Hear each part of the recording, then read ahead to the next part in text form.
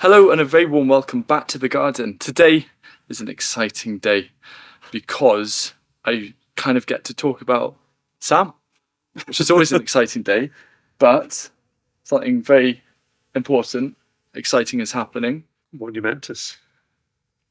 It's behind me. Look at that. What is this? That's my book. Sam has a book. Essentially, it's kind of your third book now. Can you believe that? Yeah. Well, the middle one doesn't count. Well, it's a me. co-authored, it's Yeah. a joint. Yeah. So you've been involved with 3 books. The Fermentation Kitchen. Tell me a little bit about this. It's kind of my love letter to fermentation in a way. It takes people from beginner to professional, whatever size kitchen you've got, through 3 kind of main chapters, which start out at kind of the most simple life forms in fermentation being bacteria, moving through to yeast, moving through to fungus or mold, and the kind of the varying things you can do with it. Like, I was looking through it when it arrived, and I'd kind of forgotten just the sheer breadth of techniques involved in this book. Like, it ranges massively. From kimchi making, miso, sauerkraut, mead, wine, beer, different vinegars. And they all taste great. Oh yeah. Hugh ate most of them. And it is now available to pre-order.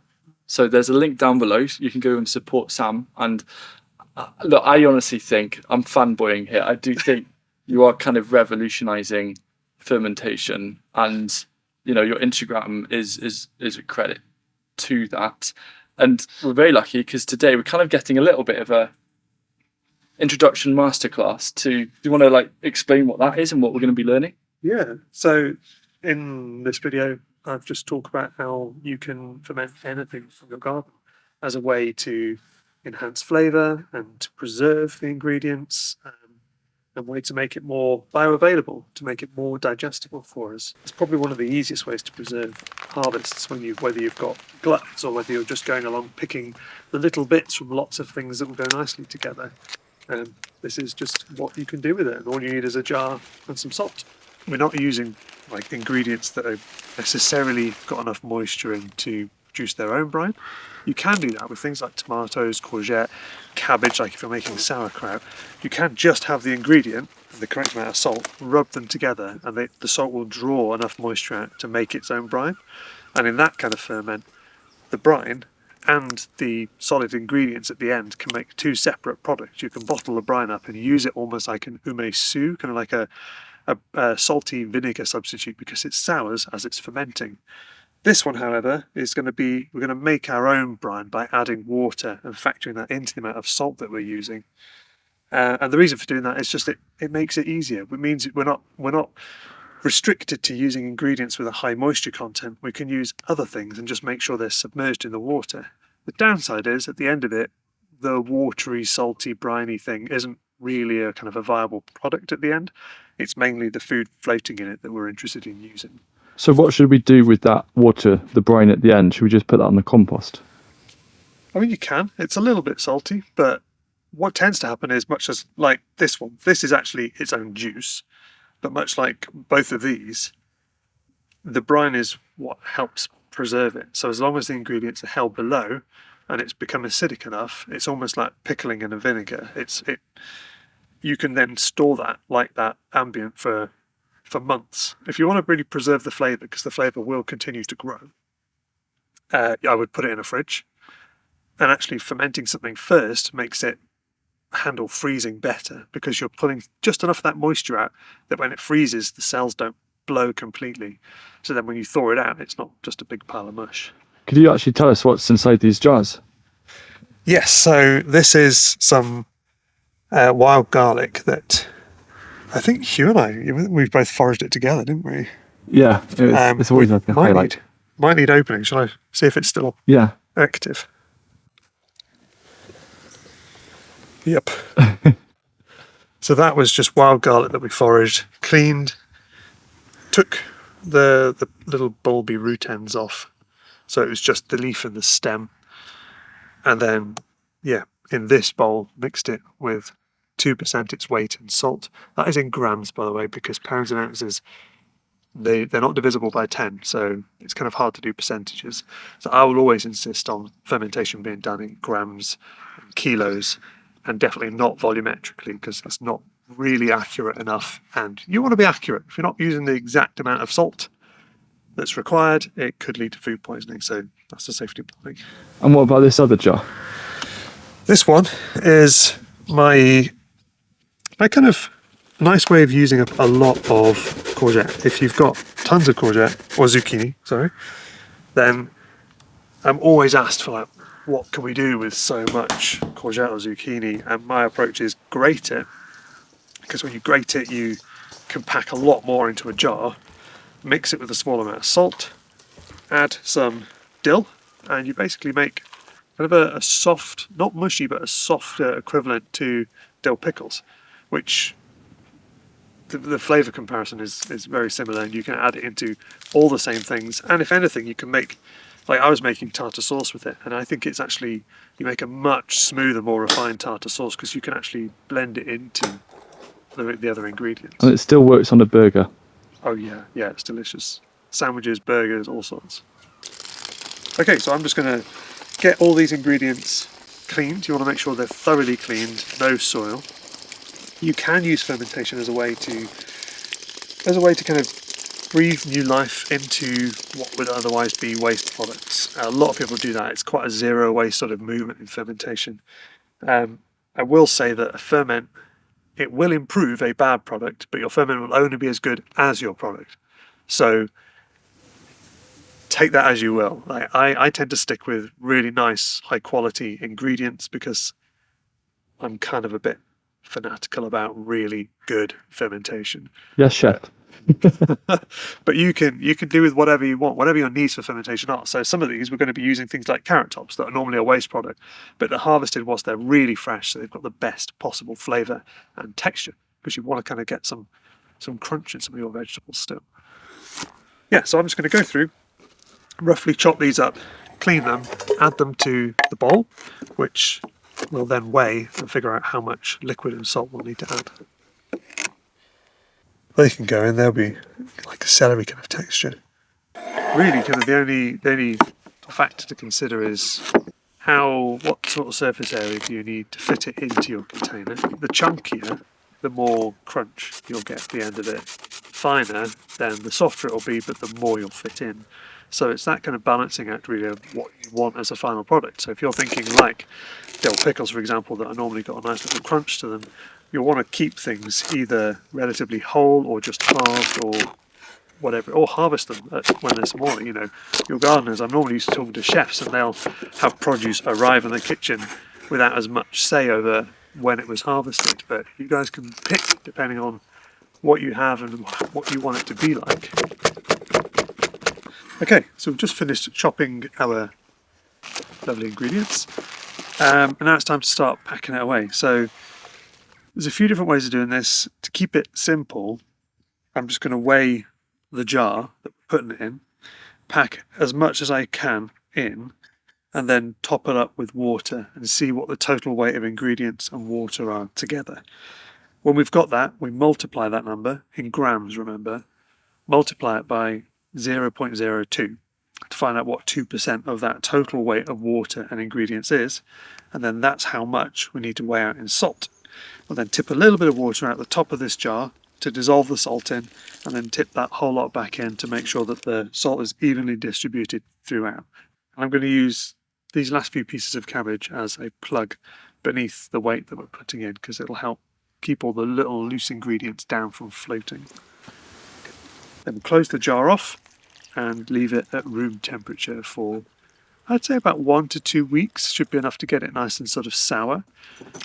You'll need to open it after day 2 or 3. You'll need to open it every day if it is a clip jar like this, because the pressure will build and it will carbonate.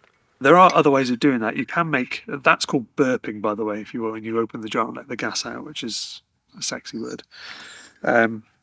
There's ways of making a self-burping jar, which is also how I describe Hugh,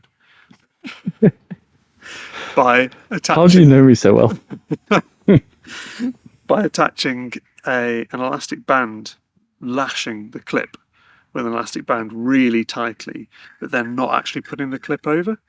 And what that does is it means that as the pressure builds and is pretty strong, it lets a little bit of the lid up and the gas will escape without letting anything back in. Because the moment that pressure's down, the lid's slap shut again. So that's useful if you're going to go on holiday. If you're going on holiday, maybe you're forgetful, or you'd rather spend more time in the garden. Yes. Apart from holiday. Yes. For the sake of easy dissolving, I tend to use a fine sea salt. You want to make sure it's a sea salt or a natural salt in some way, like a rock salt, not iodized salt and not a table salt. Table salt has anti-caking agents in it, which are not particularly good for a ferment, and iodine is antimicrobial, so it kind of hinders activity of the microbes. And I'm going to use a small glass puck weight. You can get these ceramic weights as well. You can get smooth stone weights. The world is vast, and I advise you, if you're interested in doing your own thing, go ahead and research it. But I tend to just stick with the glass ones because they're really easy to sanitize, really easy to clean.